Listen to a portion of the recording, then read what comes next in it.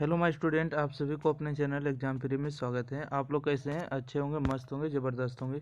तो आज की इस क्लास में हम लोग 80 को जो है सोशल साइंस का मॉडल पेपर देखने जा रहे हैं, जो बिहार बोर्ड के द्वारा जारी किया गया। ठीक है, तो इसको शुरू से अंत तक देखिएगा, जिसमें से आपको 40 प्रश्न का ही उत्तर देना है।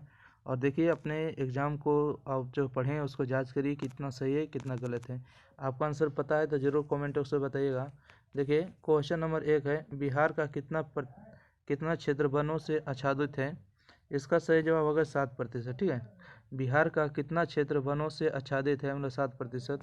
धान एक प्रकार है, तो देखिए धान जो होता है औस, अमन और बोरो, इनमें से सभी इसका राइट आंसर होगा डी नंबर। चलिए अगला प्रश्न है कि बोलिविया में जनसंघर्ष का मुख्य कारण क्या था? ठीक है, बोलिविया में जनसंघर्ष का मुख्य कारण था जल का निजीकरण। 3 का राइट आंसर बी होगा, राइट। 3 के बाद देखिएगा 4 नंबर प्रश्न है। 4 नंबर प्रश्न यहाँ पर थोड़ा सा, हाँ चलिए बीच राइट है। 4 है कि राज्य वित्त आयोग का गठन किया गया जाता है। ठीक है, राज्य वित्त आयोग का गठन किया जाता है, कैसे किया जाता है? तो पंचायत की वित्तीय स्थिति के पुनर्वलोकन हेतु किया जाता है। 4 का ये नंबर राइट आंसर है। क्वेश्चन नंबर 5 है, निम्न में से कौन सा राज्य जो है रेल मार्ग से नहीं जुड़ा है? ठीक है, कौन सा राज्य रेल मार्ग से नहीं जुड़ा है? तो 5 का राइट आंसर होगा डी नंबर, मेघालय जो है रेल मार्ग से नहीं जुड़ा हुआ है। अगला है, इनमें से कौन कृषि आधारित नहीं है? कृषि आधारित नहीं, देखिए सीमेंट उद्योग जो है कृषि आधारित नहीं है। अगला है, नेपाल के साथ भारत के किस राज्य की सबसे लंबी सीमा है? नेपाल के साथ भारत की किस राज्य की सबसे लंबी सीमा है? तो उत्तर प्रदेश होगा, यूपी। बिहार में सर्वप्रथम नगर निगम की स्थापना कहाँ किया गया था? तो नगर निगम के स्थापना 8 का राइट आंसर होगा, पटना में किया गया था, राइट आंसर होगा। चलिए अगला प्रश्न है कि बॉक्साइट का सबसे बड़ा उत्पादक राज्य कौन है? इसका राइट आंसर बताइएगा, बॉक्साइट का सबसे बड़ा उत्पादक राज्य कौन होगा? तो 9 का जो सही जवाब होगा आपको उड़ीसा होगा, राइट। अगला है कि सूचना का अधिकार कानून कब लागू हुआ? सूचना का जो अधिकार कानून लागू हुआ 2005 में हुआ ना, राइट आंसर है। सूचना का अधिकार कानून कब लागू हुआ? 2005 में। भारतीय जनता पार्टी के प्रथम अध्यक्ष कौन थे?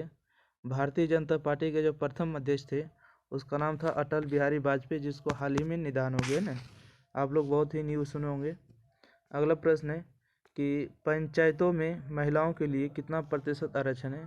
पंचायत में महिलाओं के लिए आरक्षण की बात करेगा तो इसका सही जवाब बताएगा 33%। ठीक है, 12 का बी नंबर है। बिहार में छात्र आंदोलन का नेतृत्व किसने किया था? तो जयप्रकाश नारायण ने किया था। 13 का राइट आंसर ए नंबर होगा, क्योंकि आपको पता है गांधी मैदान में किया गया था। अगला है कि वायु परिवहन का राष्ट्रीयकरण कब किया गया? वायु परिवहन का राष्ट्रीयकरण कब किया गया है? तो 14 का राइट आंसर होगा 1953 में किया गया। ठीक है, अगला प्रश्न है, भारत का प्रथम निर्यातक संवर्धन क्षेत्र कहाँ स्थापित किया गया है? तो 15 का जो राइट आंसर है आप लोग के बीच में होना चाहिए, बी नंबर, कांडला। ठीक है, भारत का प्रथम निर्यात संवर्धन क्षेत्र कहाँ स्थापित किया गया? कांडला में। इनमें कौन जो है कार्बनिक खनिज है?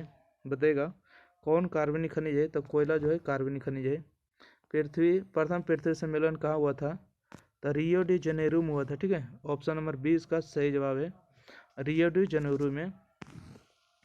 अगला है, इनमें कौन राष्ट्रीय दल नहीं है? ठीक है, इनमें कौन राष्ट्रीय दल नहीं है? तो 18 का सही जवाब होगा लोक जनशक्ति पार्टी जो है राष्ट्रीय दल नहीं है। अगला प्रश्न बढ़ेगा 19 नंबर, कहते हैं बोलिविया किस महादेश का हिस्सा है? ठीक है, बताइएगा। क्वेश्चन नंबर 19 है कि बोलिविया जो किस महादेश का हिस्सा है? 19 का राइट आंसर होगा सी नंबर, दक्षिण अफ्रीका का हिस्सा है। निम्न में से कौन गैर आर्थिक आधारभूत संरचना का अंग है? कौन जो गैर आर्थिक आधारभूत संरचना का अंग है? 20 का सही जवाब होगा संचार। विश्व व्यापार संगठन WTO की स्थापना कब हुआ? तो 1995 में। ठीक है, 1995। 21 का डी नंबर राइट आंसर है। अगला प्रश्न है कि जिनेवा संधि कब हुई?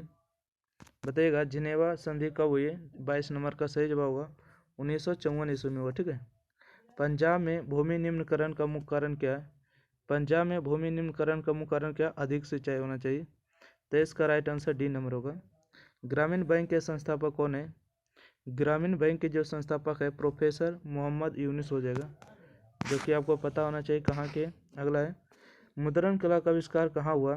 तो मुद्रण कला का आविष्कार जो हुआ था चीन में हुआ है, बी नंबर राइट होगा। सर्वाधिक बाढ़ प्रभावित क्षेत्र है, ठीक है, सर्वाधिक बाढ़ प्रभावित क्षेत्र कौन होगा? 26 का राइट आंसर होगा बांग्लादेश। मानचित्र में नीले रंग द्वारा किस भाग को दिखाया जाता है? नीले रंग से जो है आपको जल को दिखाया जाता है ना, डी नंबर राइट आंसर है। अगला प्रश्न है कि हिंद चीन पहुंचने वाले प्रथम व्यापारी थे। हिंद चीन पहुंचने वाले प्रथम व्यापारी थे पुर्तगाल थे। अगला है कि वियतनाम का एकीकरण हुआ। वियतनाम का एकीकरण जो है कब हुआ? 29 का राइट आंसर होगा 1975 में हुआ। गरीबी के कुचक्र की धारणा किसने दी है? तो रेगनर नर्स ने दिया, Ragnar nurse, right answer D number होगा 30 का डी। अगला प्रश्न है मिरात उल अखबार के संस्थापक कौन थे? ठीक है, मिरात उल अखबार के संस्थापक कौन थे? 31 का सही जवाब होगा राजा राम मोहन राय थे, ये नंबर इसका सही जवाब होगा।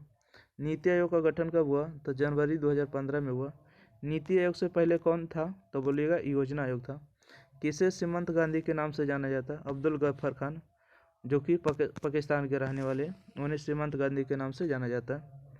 अगला है कि विश्व की प्रथम पेपर मिल की स्थापना हुई। विश्व की प्रथम पेपर मिल की स्थापना जो हुआ कब हुआ? 34 का राइट आंसर होगा जर्मनी में हुआ था, ठीक है। चलिए 34 के बाद 35 नंबर प्रश्न देखा जाए, 80 प्रश्न इसमें देखेंगे।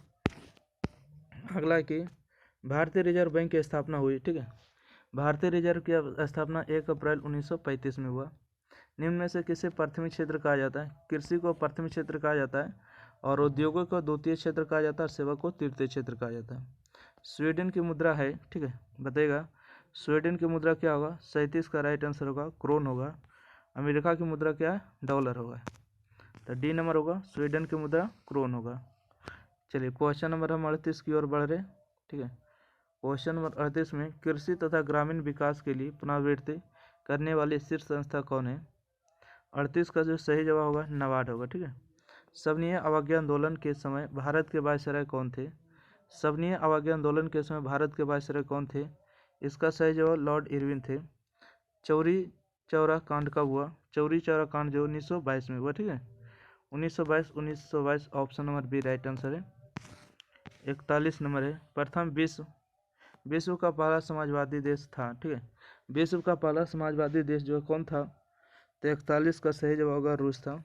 अगला प्रश्न है काउंट काबूर को विक्टर इनमोल जो है किस पद पर नियुक्त किया था?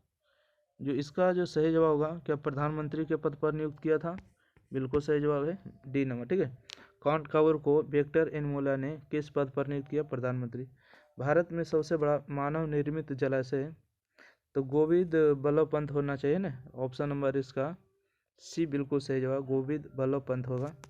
चलिए अगला प्रश्न है 44 नंबर प्रश्न। कहते हैं कि गुजरात का कच्छ प्रदेश किस भूकंपीय पेटी में है? ठीक है, गुजरात का कच्छ प्रदेश किस भूकंपीय पेटी में है? तो 44 का जो राइट आंसर होगा जोन 5 में होगा। उत्तर रेलवे का मुख्यालय कहाँ होगा?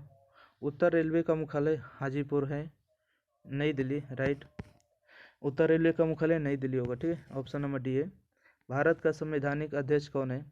भारत का जो संवैधानिक अध्यक्ष होते हैं ना वो राष्ट्रपति होते हैं, option number A right answer है। अगला बढ़े, देखिएगा अंकोरवट मंदिर कहाँ है?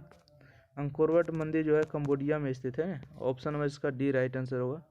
मनरेगा शुरू हुई, मनरेगा कहाँ से शुरू हुआ था? तो आंध्र प्रदेश से शुरू हुआ। ब्रांड लैंड आयोग संबंधित है, तो 49 का सही जवाब होगा सतत विकास से संबंधित है। अगला प्रश्न बढ़िएगा 49 के बाद 50 नंबर। 50 नंबर है प्रथम राष्ट्रीय मानव विकास रिपोर्ट किस प्रधानमंत्री के कार्यकाल में जारी हुआ? तो 50 का सही जवाब होगा आपको अटल बिहारी वाजपेयी। भारत में सर्वप्रथम राष्ट्रीय आय का अनुमान किसने लगाया? तो लगाने वाला था दादा भाई नौरोजी थे, option number C right answer है। भारत में सर्वप्रथम राष्ट्रीय आय का अनुमान 1868 ईस्वी में लगाया था, और कितने प्रति रुपये व्यक्ति? तो 20 रुपये प्रति व्यक्ति आय लगाया गया था। लगाने वाले कौन थे? वृद्धा व्यक्ति दादा भाई नौरोजी। अगला है 95 थीसिस किसने लिखा है ना? 95 थीसिस जो है किसने लिखा है? तो इसका सही जो मार्टिन लूथर ने लिखा है, सी नंबर।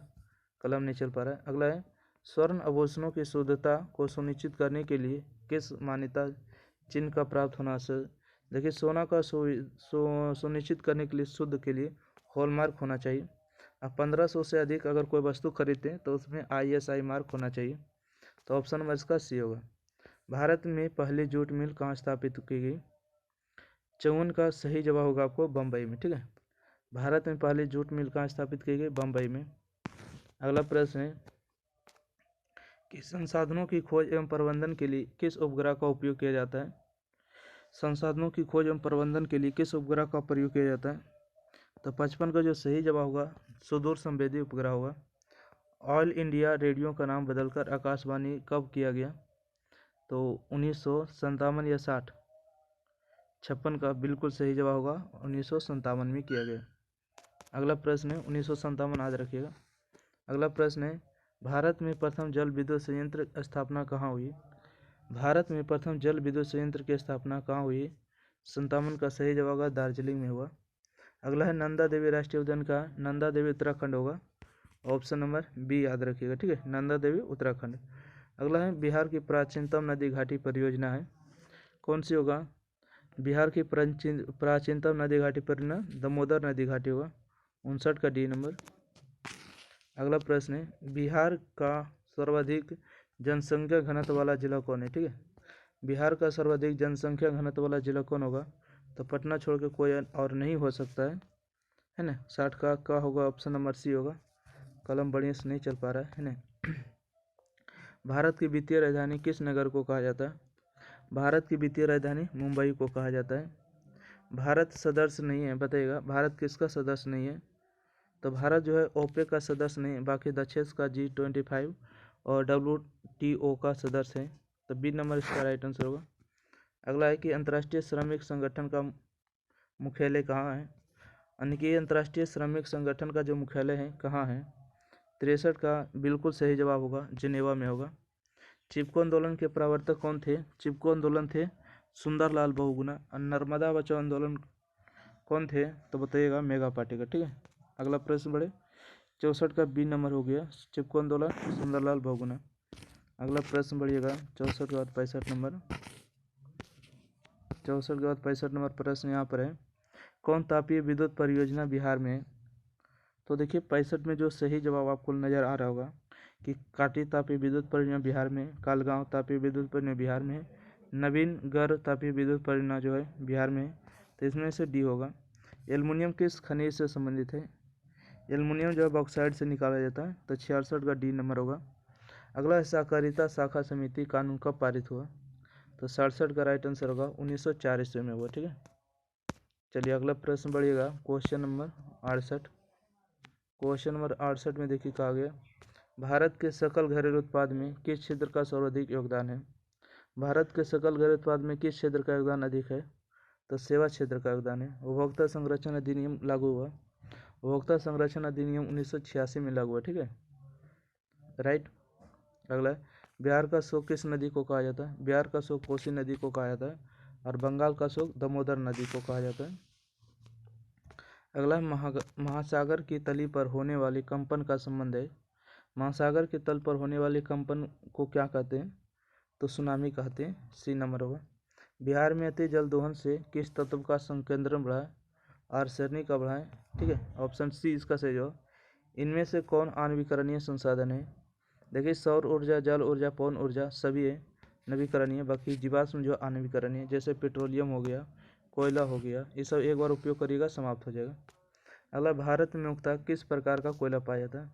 भारत में जो है बिटुमिनस पाया जाता है, ठीक है। कोयला पूछेगा कितने प्रकार के होते हैं? तो 4 प्रकार के होते हैं, जिसमें से पहला नंबर पर एंथ्रासाइड होते हैं, दूसरा नंबर बिटुमिनस, तीसरा लिग्नाइट और चौथा होते हैं पीट।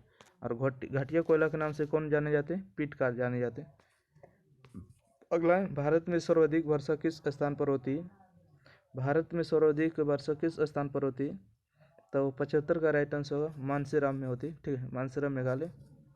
अगला है मोपला विद्रोह कहाँ हुआ? मोपला विद्रोह कहाँ हुआ था? 76 का राइट आंसर होगा आपको डी नंबर केरल में हुआ, ठीक है। अगला प्रश्न है भारत का प्राचीनतम कोयले की खान है, ठीक है। भारत की प्राचीनतम कोयले की खान कौन होगा? रानीगंज, झारिया, धनबाद, कोरबा। 77 का सही जवाब रानीगंज होगा। बोनस भुगतान अधिनियम किस पंचवर्षीय योजना के दौरान बना? तो बताइएगा प्रथम, द्वितीय, तृतीय, चतुर्थ। इसका सही जवाब होगा 78 का तृतीय पंचवर्षीय योजना के दौरान। अगला है कि पावर लूम का आविष्कार किसने किया, है ना। पावर लूम का आविष्कार किसने किया था, तो एडमंड कार्टराइट ने किया। ऑप्शन नंबर इसका सी राइट आंसर होगा। चलिए अगला प्रश्न है, सिंगापुर कब आज़ाद हुआ। सिंगापुर कब आज़ाद हुआ, इसका राइट आंसर होगा सिंगापुर कब आज़ाद हुआ, 1965 ईस्वी में हुआ। गोवा कब आज़ाद हुआ, तो 1961 ईस्वी में आज़ाद हुआ। तो इस तरह से जो है सोशल साइंस के जो है 80 ऑब्जेक्टिव जो था समाप्त हो गई। वीडियो अच्छा लगा लाइक करिए, शेयर करिए और चैनल को सब्सक्राइब करिए और एग्जाम फ्री को ज़्यादा से ज़्यादा शेयर करने का आप लोग प्रयास करिएगा, ठीक है। और जिस किसी भाई विद्यार्थी भाई को जुड़ना है तो देखिए 90 65 71 94 39 इस नंबर पर व्हाट्सएप कर दिए और हेलो लिख के अपना नाम लिख दीजिएगा, बोल दिएगा कि सर ग्रुप में ऐड कर दिए। आपको प्राइवेट ग्रुप में जोड़ देंगे ताकि आपका नंबर कोई भी नहीं ले सकता है। केवल उस पर वीडियो का लिंक ही और वीडियो ही PDF पे जाएगा। एग्जाम के समय में आपको जो क्वेश्चन वायरल होता है वहाँ पर भेज देंगे जटा, ठीक है। तो वीडियो को ज़्यादा से ज़्यादा शेयर करिए और 50 के सब्सक्राइब जल्दी से कंप्लीट करिए, ठीक है। थैंक यू, धन्यवाद।